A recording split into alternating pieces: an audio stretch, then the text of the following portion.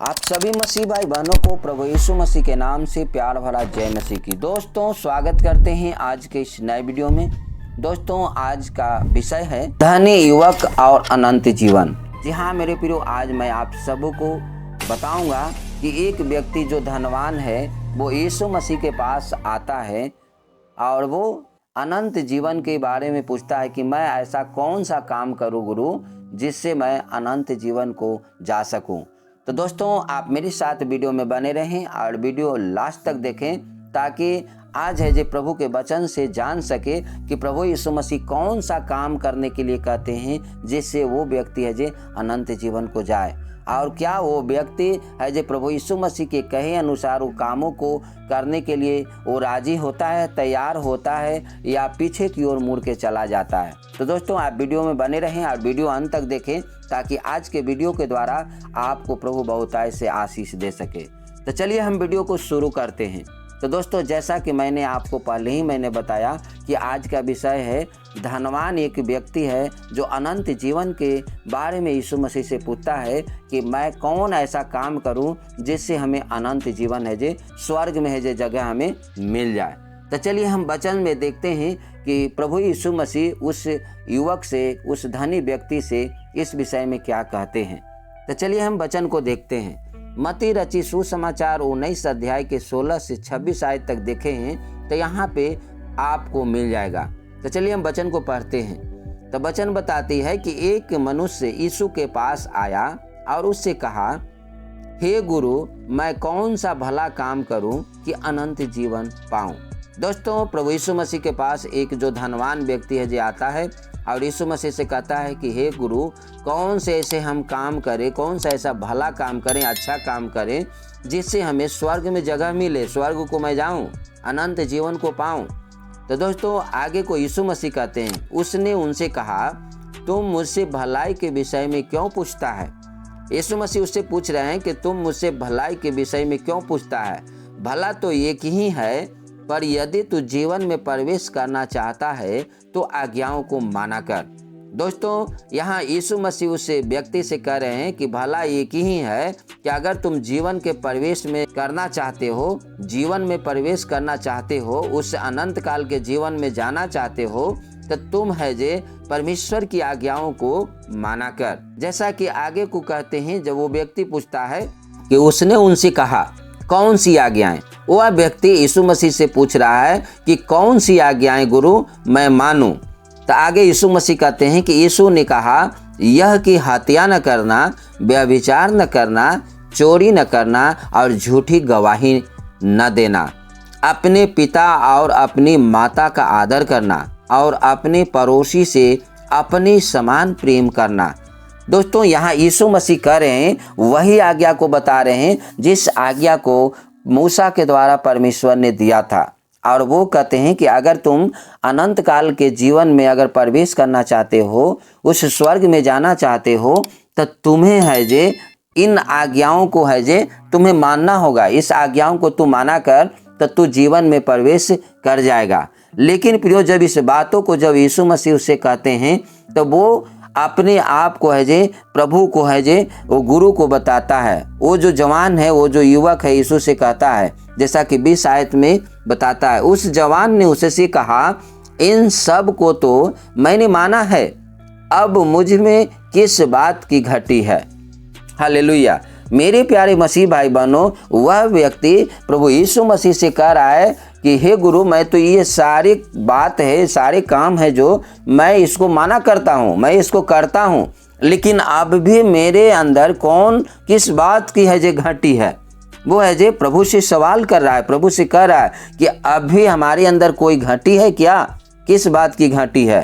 तो 21 आयत में यीशु मसीह कहते हैं, यीशु ने उससे कहा यदि तू सिद्ध होना चाहता है तो जा अपना माल बेचकर कंगालों को दे और तुझे स्वर्ग में धन मिलेगा और आकर मेरे पीछे हो ले। हालेलुया।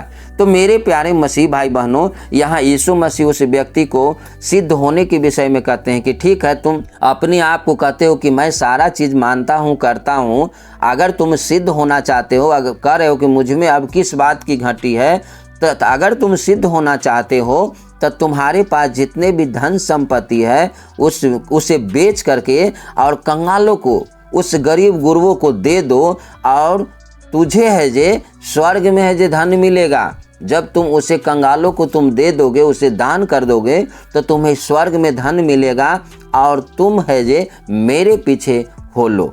दोस्तों आगे को जब कहानी देखेंगे 22 आयत में देखेंगे, वो जो जवान है, वो जो व्यक्ति है, वो है जो उदास हो जाता है, जैसा कि वचन कहता है।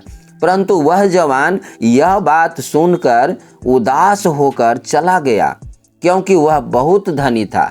दोस्तों वो इतना धनवान था कि उसे धन का उसे कंगालों को देना, उसे धन कंगालों को अंदर बांट देना, वो दान कर देना, उसे है जे नहीं अच्छा लगा। उसे लगा कि मैं हमें क्या गुरु बता रहे हैं, अपने पीछे हो लेने के लिए बता रहे हैं, और जो भी मैं धन संपत्ति मेरे पास है उन धन संपत्ति को कह रहे हैं कि उसे बेच करके, उस माल को बेच के तुम कंगालों को दे दो। सो वह व्यक्ति इस बातों को सुन करके, प्रभु यीशु मसीह के इस बातों को सुन करके वो बहुत उदास होता है, और उदास हो करके वो है जे प्रभु यीशु मसीह से वो पीछे की ओर चलाता है। वो जैसा कि वचन कहता है, परंतु वह जवान यह बात सुन उदास होकर चला गया, क्योंकि वह बहुत धनी था। वो यीशु मसीह के पास से पीछे की ओर चला जाता है, और वो है जे उदास होकर के चला जाता है। उसे इस बातों को उसे मंजूर नहीं होता है कि हमारे पास जो धन है वो धन को है जे मैं कंगालों को दे दूं, और कैसे मैं इस धन को कंगालों को दे लूं, और कैसे हम इस प्रभु यीशु मसीह के पीछे, मैं इस गुरु के पीछे हो लूं जिसके पास कुछ नहीं है। जैसा कि 23 आयत में प्रभु यीशु मसीह कहते हैं, प्रियो, तब यीशु ने अपने चेलों से कहा, मैं तुमसे सच कहता हूँ कि धनवान का स्वर्ग के राज्य में प्रवेश करना कठिन है। तो दोस्तों वो यीशु मसीह चेला से कह रहे हैं, जब वो चला गया, वो जवान, वो व्यक्ति चला गया, तो यीशु मसीह अपने चेलों से कह रहे हैं कि मैं तुमसे सच कहता हूँ कि धनवान जो व्यक्ति है उसे स्वर्ग के राज्य में प्रवेश करना कठिन है। दोस्तों ये नहीं कि धनवान स्वर्ग राज्य में नहीं जाएंगे, ऐसा प्रभु ने नहीं कहा।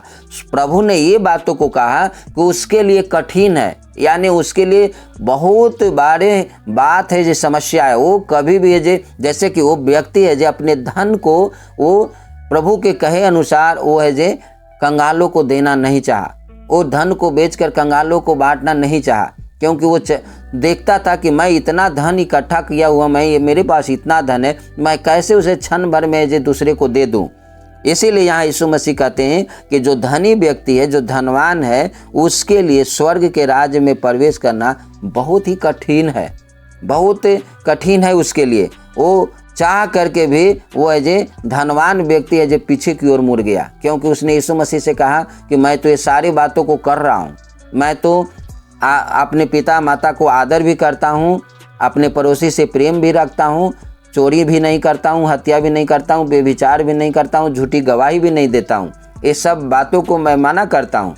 लेकिन प्रभु ने उनसे कहा कि ठीक है, तुम अगर सिद्ध होना चाहता है तो तुम अपने जो धन संपत्ति है, वो तुम्हारा जो माल है, सब बेच करके और कंगालों को तू बांट दो और मेरे पीछे हो ले। तो वो है जो उदास होकर के पीछे की ओर चला जाता है। जैसा कि 24 आयत में कहता है कि तुमसे फिर कहता हूँ कि परमेश्वर के राज्य में धनवान के प्रवेश करने से ऊंट का सुई के नाके में से निकल जाना सहज है। तो दोस्तों यीशु मसीह एक उदाहरण भी देकर बता रहे हैं कि जो धनवान व्यक्ति है, उस धनवान व्यक्ति को स्वर्ग के राज्य में प्रवेश करने से ऊंट का सुई के नाके में से निकल जाना सहज है, वो सहज है। लेकिन धनवान जो व्यक्ति हैं, उनको ये धन लगेगा कि मैं अपने धन को कैसे है जे प्रभु के, उस व्यक्ति को यही लगा कि मैं अपने धन को कैसे है जे गुरु के कहे अनुसार मैं इसे बेच करके कंगालों को दे दूं, और वो पीछे की ओर हो गए। दोस्तों ऐसी बात नहीं है कि धनवान स्वर्ग में नहीं जाएंगे, क्योंकि बहुत से इसे बाइबल में हम देखते हैं कि धनवान जो व्यक्ति हैं वो भी है जे अपने धन को है जे कंगालों को बांट देते हैं। जैसा कि जक्कई के बारे में है जे हम देखते हैं कि जब यीशु मसीह उनके घर जाते हैं तो वो खड़ा होकर के वो जक्कई कहता है कि हे प्रभु, मैं अपनी आधा संपत्ति को कंगालों को बांट देता हूँ, और जो भी मैं जिससे 1 गुना लिया हूँ उसे 4 गुना मैं से उसे 2 गुना मैं उसे लौटा देता हूँ।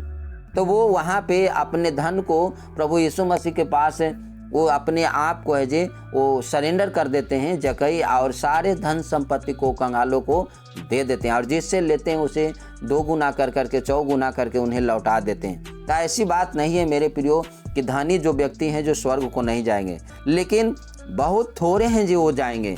कठिन है उनके लिए, ये फैसला लेना उनके लिए संभव नहीं है, कठिन है, बहुत कठिन है। जैसा कि आगे को यीशु मसीह कहते हैं कि यह सुनकर चेलों ने बहुत चकित होकर कहा, फिर किसका उद्धार होगा। और जब यीशु मसीह इस बातों को कहें कि सुई के नाके में से निकल जाना सहज है लेकिन धन्यवान के लिए बहुत कठिन है स्वर्ग में जाना, तो चेला लोग है जो आश्चर्यचकित होते हैं और वो कहते हैं कि हे गुरु, किसका उद्धार होगा। तब तो किसका उद्धार हो सकता है। तो इस विषय में यीशु मसीह 26 आयत में कहते हैं प्रियो, यीशु ने उनकी ओर देखकर कहा, मनुष्य से तो यह नहीं हो सकता परंतु परमेश्वर से सब कुछ हो सकता है।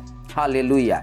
मेरे प्यारे मसीह भाई बहनों, जैसा कि यीशु मसीह उस जकई के यहाँ जाते हैं और यीशु मसीह है जे जब उस जकई के यहाँ जाते हैं तो उसका है जे सब कुछ होता है, वो सारा कुछ देने के लिए वो तैयार हो जाता है। इसीलिए यहाँ यीशु मसीह कह रहे हैं कि मनुष्यों से तो कुछ नहीं हो सकता। मनुष्य, क्योंकि धन के संसार में जो भी कौन ऐसा मनुष्य है कि उसके धन के ऊपर अपना लालच नहीं है, वो धन को अपना बिला देना चाहता है। वो मनुष्य धन के प्रति है जो झुकाव हो जाता है, लेकिन जब परमेश्वर का जब अनुग्रह उनके ऊपर है तो वो धन की नहीं, वो परमेश्वर की बातों की ओर ध्यान देता है।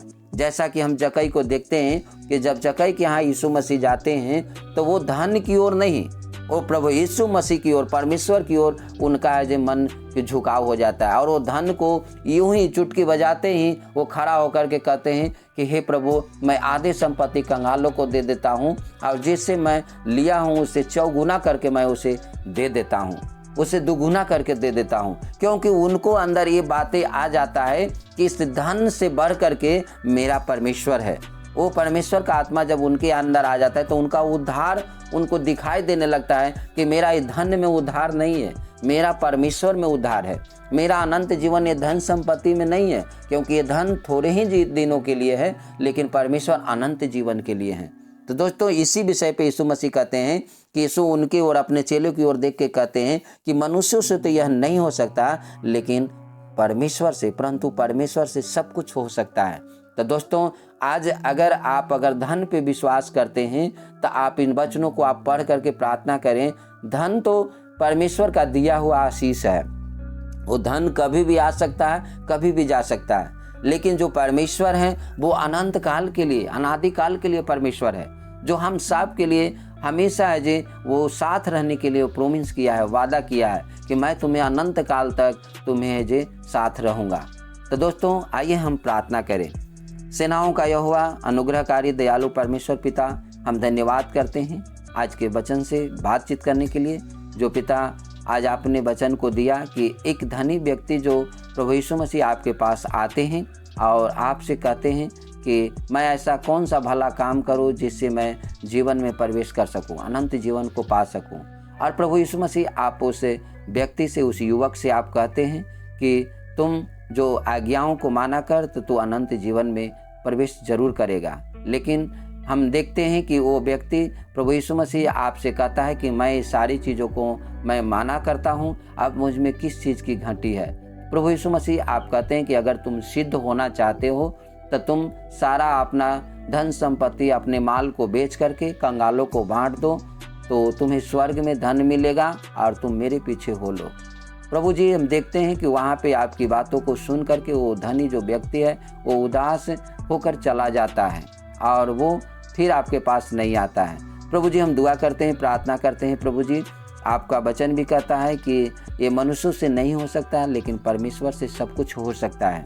हम प्रार्थना करते हैं कि जितने भाई बहन इस वीडियो को देख रहे हैं उन सारे भाई बहनों के लिए प्रार्थना करते हैं प्रभु जी कि उन सबों को हृदय मन को छू लीजिए, ताकि प्रभु धन से बढ़ करके प्रभु आप पे विश्वास और भरोसा और आप पे अपने आप को सरेंडर कर सके।